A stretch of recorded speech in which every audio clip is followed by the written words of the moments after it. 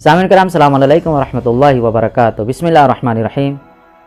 آج ہم حضرت فاطمہ زہرا سلام اللہ علیہا اور حضرت علی بن ابی طالب علیہ السلام کی ذات والا کی شادی کے سلسلے میں گفتگو کریں گے کہ علی بن ابی طالب علیہ السلام کے علاوہ کوئی اور شخص جناب فاطمہ زہرا سلام اللہ علیہا کا ہم کف نہیں تھا، یعنی کوئی بھی شخص حضرت علی بن ابی طالب علیہ السلام کی ذات والا کے علاوہ جناب فاطمہ زہرا سلام اللہ علیہا کا شوہر بننے کی حیثیت نہیں رکھتا تھا۔ یوں تو جب ہم تاریخ کا مطالعہ کرتے ہیں تو یہ پاتے ہیں کہ بہت سے لوگوں نے جناب فاطمہ زہرا سلام اللہ علیہا سے شادی کرنے کے لیے اپنے رشتے کو بھیجا تھا، اور بعض لوگ بذات خود حاضر ہوئے تھے اور اپنی اس پیشکش کو رکھا تھا، یہاں تک کہ رسول خدا صلی اللہ علیہ وسلم نے یہ ارشاد فرمایا امرھا الی ربھا، یہ امر جناب فاطمہ زہرا سلام اللہ علیہا کی شادی کے سلسلے سے پروردگار کے ہاتھ میں ہے کہ وہ کس کے ساتھ میری بیٹی کا نکاح کرے گا۔ یہاں تک کہ کچھ لوگ مولا کائنات علی بن ابی طالب علیہ السلام کی خدمت عالیہ میں اور آنے کے بعد کہا یا علی آپ بھی شادی کے لائق ہو چکے ہیں، لہٰذا آپ بھی شادی کریں۔ تاریخ نے اس بات کو لکھا ہے کہ حضرت علی بن ابی طالب علیہ السلام کی ذات والا مالی اعتبار سے بہت ہی کمزور تھے، مگر پھر بھی جناب رسول خدا صلی اللہ علیہ وسلم کی خدمت عالیہ میں پہنچے، سر کو جھکا کر بیٹھ گئے، یہاں تک کہ حضرت صلی اللہ علیہ وسلم نے یہ سوال کیا یا علی کچھ کہنا چاہتے ہو؟ تو مولا کائنات نے ارشاد فرمایا ہاں یا رسول اللہ۔ کہا کیا؟ کہا کہ میں آپ کی بیٹی سے شادی کرنا چاہتا ہوں۔ رسول خدا صلی اللہ علیہ وسلم نے ارشاد فرمایا کہ صبر کرو، میں پہلے اپنی بیٹی سے مشورہ کر لوں۔ حضرت صلی اللہ علیہ وسلم جناب فاطمہ زہرا سلام علیہ کی خدمت عالیہ میں آئے اور آنے کے بعد کہا کہ اے بیٹی علی بن ابی طالب اپنے رشتے کے لیے آئے ہوئے، تمہارا کیا کہنا ہے؟ جناب فاطمہ زہرا سلام اللہ علیہ مارے شرم و حیا کے اپنے سر کو جھکا لیا اور خاموش رہے۔ رسول خدا صلی اللہ علیہ وسلم کی ذات والا نے تکرار کیا، پھر بھی خاموش رہے، یہاں تک کہ حضرت نے ارشاد فرمایا السکوت کالاقرار، یعنی خاموشی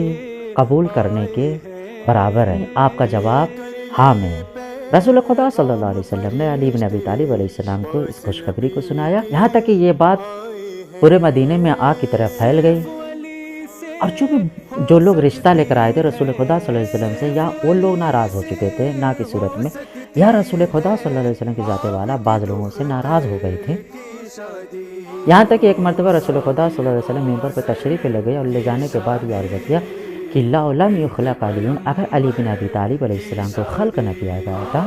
لم یکن لفاطمہ کف، تو جناب فاطمہ زہرا سلام اللہ علیہ کا کوئی کف نہ ہوتا، کوئی ان کا ہمسر بننے کے قابل نہیں تھا۔ یہاں تک کہ ایک مرتبہ اور ارشاد فرمایا کہ حبت جبریل امین الیہ، کہ جناب جبریل امین نازل ہوا اور مجھ سے یہ کہا کہ خداوند متعال نے یہ ارشاد فرمایا ہے کہ لو لم اخلق علی، اگر میں علی بن ابی طالب علیہ السلام کی ذات والا کو خلق نہ کرتا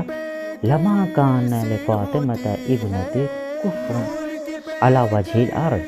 تو آپ کی بیٹی فاطمہ زہرا سلام اللہ علیہا کے لیے کوئی کفر نہ تھا زمین کے اوپر، آدم فمن دونہ، جناب آدم سے لے کر تا قیام قیامت کوئی ان کا ہم کفر نہ تھا۔ اور دوسری جگہ پہ یہ ارشاد فرمایا کہ اتانی ملک ویقول، کہ ایک ملک فرشتہ میرے پاس آیا اور آنے کے بعد کہا یا محمد ان اللہ یقرؤک السلام، کہ اے محمد خدا بند متعال آپ پر درود السلام بھیجتا ہے، ویقول لک، اور آپ کے لیے پیغام دیا ہے، انی زوجت فاطمۃ ابنتک من علی بن ابی طالب فی الملأ الاعلی، کہ میں نے آپ کی بیٹی فاطمہ کا عقد، ان کا نکاح، ان کی شادی ملأ اعلیٰ میں، یعنی آسمان پر فرشتوں کے درمیان عقد کو پڑھ دیا ہے، فزوجھا